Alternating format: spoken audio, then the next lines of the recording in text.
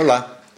essa vai ser mais uma das nossas gravações aqui no canal do YouTube e hoje eu vou falar sobre o que é ser você mesmo. É um assunto bastante controverso e bastante difícil, apesar de que as pessoas vivem usando essa expressão, seja você mesmo, e eu fico sempre perplexo com o número de pessoas que usam expressões sem saber exatamente o que estão falando e o que significa isso, né? Ser você mesmo é muito diferente, de todo modo, de ser uma pessoa autêntica, porque as pessoas gostam de dizer que são autênticas quando elas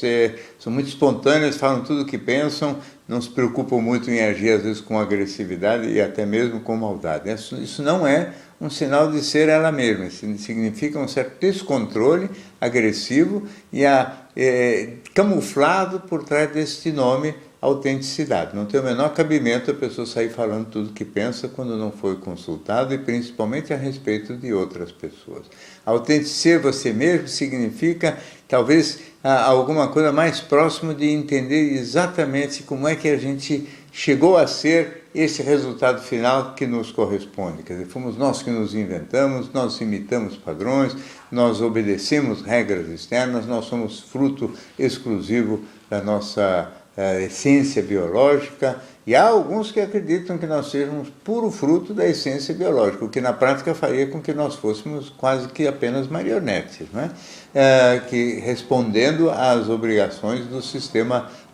neuronais e agindo rigorosamente de acordo com aquilo que estaria programado do ponto de vista da nossa biologia. Não é o meu ponto de vista, porém, eu acho que todos nós temos, sim, uma essência, ou seja, nós temos algumas características inatas com as quais nós temos que aprender, inclusive, a conviver. Nós temos uma determinada aparência física, nem sempre exatamente aquela que nós gostaríamos, nós temos um determinado tipo de inteligência, nós temos determinada cor da pele, nós temos determinadas características, vamos dizer assim, ligadas à predisposição ou não para a obesidade, para a estatura mais baixa ou mais alta, são condições que são de nascença e que nos definem, caracterizam muito dos aspectos da nossa futura existência, não é? Então, ser a gente mesmo significa, antes de mais nada, também conseguir incorporar e aceitar essas características que são da nossa biologia. É evidente que a gente vive numa sociedade, aprende a língua daquela comunidade, nós temos e somos induzidos a aprender a respeitar os usos e costumes dessa comunidade. Então nós aprendemos trejeitos que são próprios da maneira de ser daquele grupo e às vezes a gente viajando em algum país, em algum lugar estrangeiro, a gente reconhece os compatriotas, às vezes mais do que tudo, pelo jeito de andar, pelo modo de se vestir, pelo gingado, mais até e antes de terem aberto a boca e a gente reconhecer a língua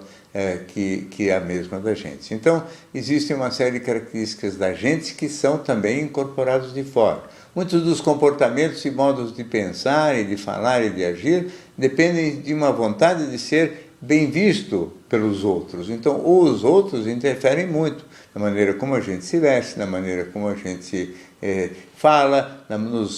nos hábitos e costumes sociais. Então, muitas coisas a gente se faz preocupado, sim, com o impacto que vai causar nas outras pessoas, o que também eu não vejo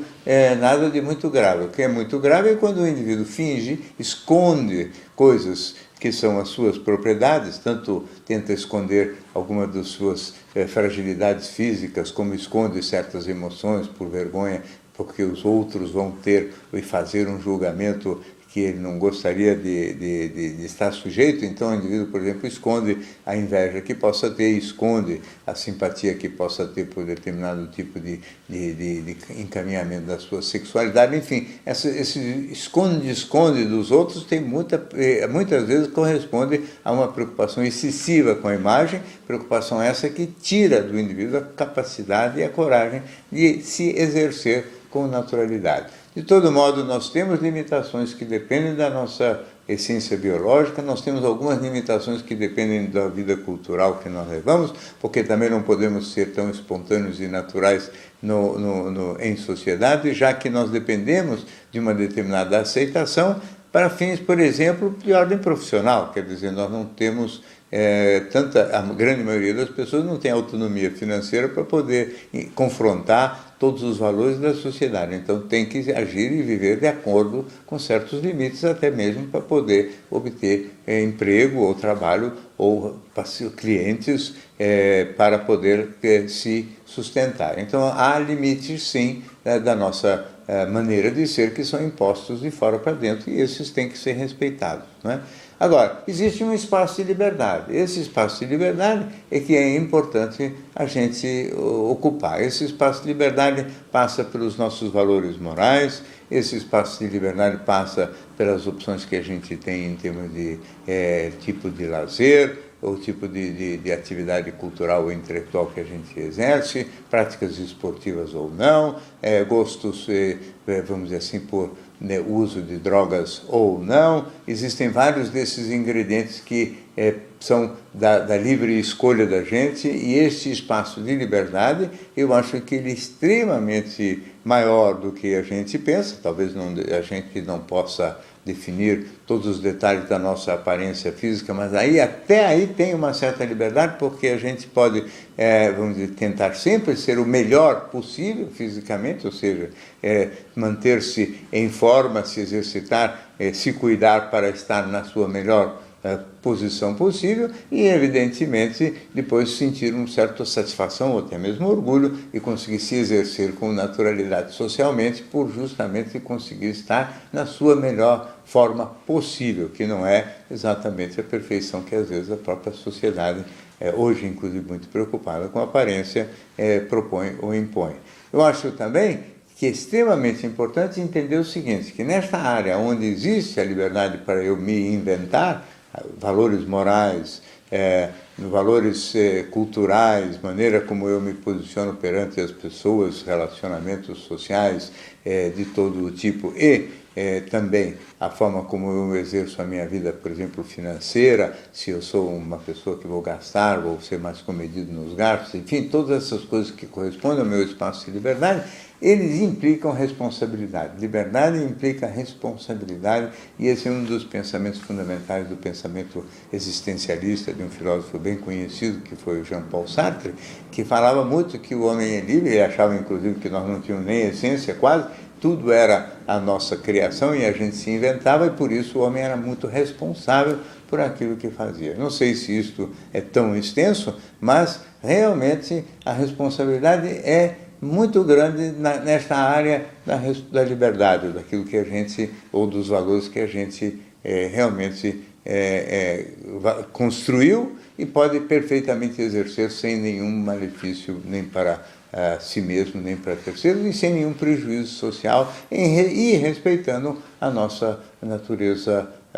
biológica também. O que é mais importante, e só complementando, é que esta coisa da gente conseguir viver de acordo e com coerência em relação àquilo que a gente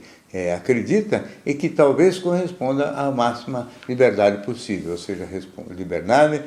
responsabilidade, no fundo são a mesma coisa. Eu viver em concordância com aquilo que eu acredito, ou seja, eu sou responsável pelos meus atos, não cabe botar o dedo para fora e acusar ninguém. Eu, sim, respondo pelo meu comportamento, e o meu comportamento, para eu ser livre, tem que estar em concordância com as ideias e pontos de vista que eu defendo.